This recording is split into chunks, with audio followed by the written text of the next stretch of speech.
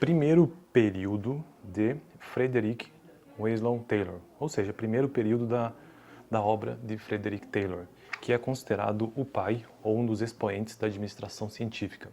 Estou gravando neste canal uma playlist sobre administração de empresas e esta é uma playlist específica de teoria geral da administração. É uma playlist que está baseada neste livro introdutório, inicialmente.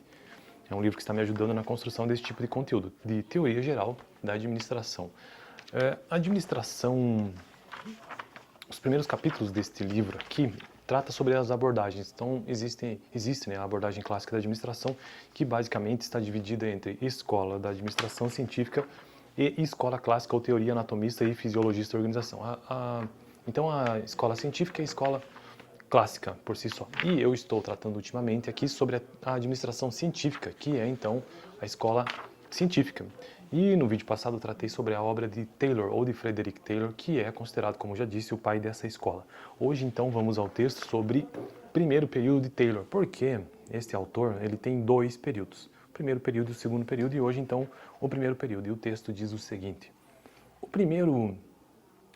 Deixa eu testar meu microfone aqui, peraí, que eu tô com o microfone novo, então eu tenho que ficar testando aqui. Testando. Acho que tá dando boa. O primeiro período de Taylor corresponde à publicação do livro Shop Management, Administração de Oficinas, em 1903, sobre as técnicas de racionalização do trabalho do operário, por meio do estudo de tempos e movimentos, Motion Time Study.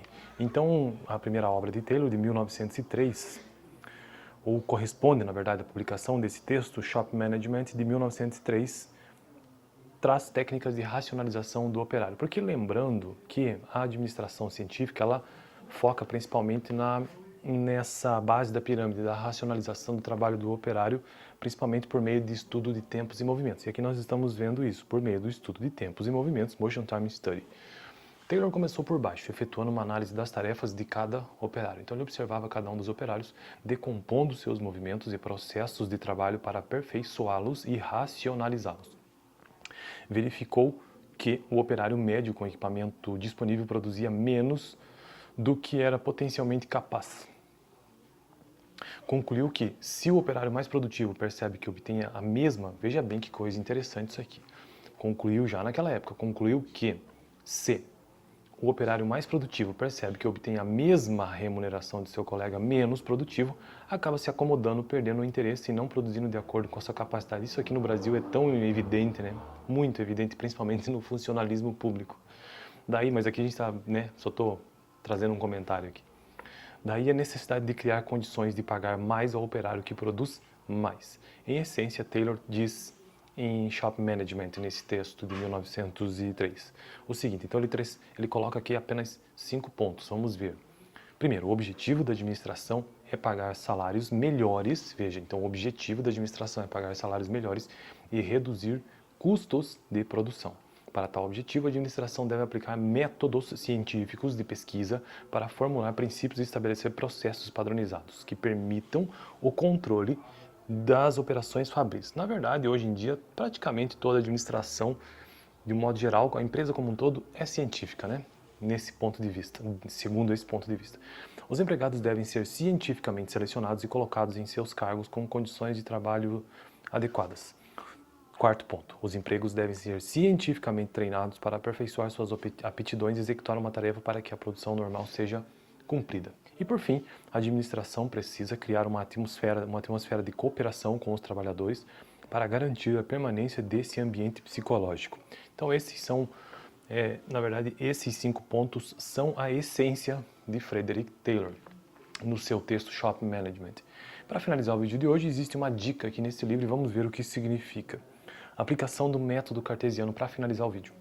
O ponto de partida de Taylor foi a aplicação dos princípios da tecnologia de sua época ao trabalho manual. Então, o foco dele é o trabalho manual, lá da base da pirâmide.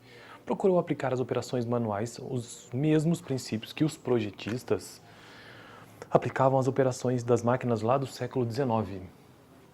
Para tanto, identificava o trabalho a ser feito, identificava o trabalho, decompunha-o em suas operações individuais. Então, trabalho, reduzia nas operações individuais, definia a maneira certa de realizar cada operação e finalmente reunir as operações na sequência que permitia fazê-lo mais rapidamente e com maior economia de tempo e movimento. Bem metódico, como ele era um engenheiro.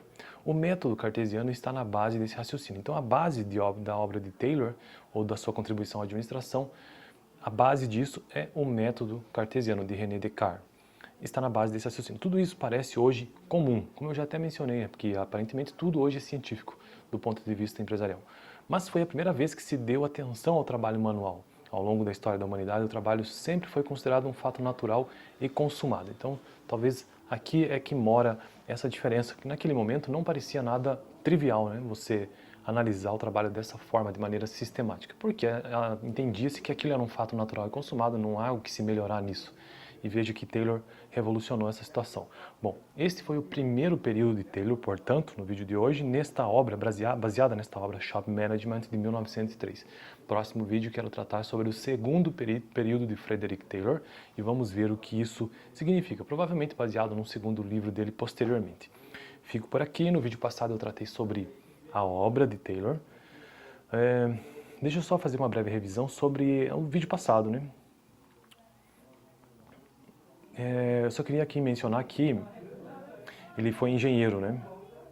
Quando se formou pelo Stevens Institute. Tá, os patrões procuravam... Bom, vou deixar essa revisão aqui, se você quiser assistir o vídeo aqui no final sobre a obra de Taylor em si, beleza? Lembrando, toda segunda-feira um vídeo sobre teoria geral da administração aqui neste canal. Uma playlist que estou construindo devagar, paulatinamente, sem pressa, e um dia a gente chega lá. Valeu!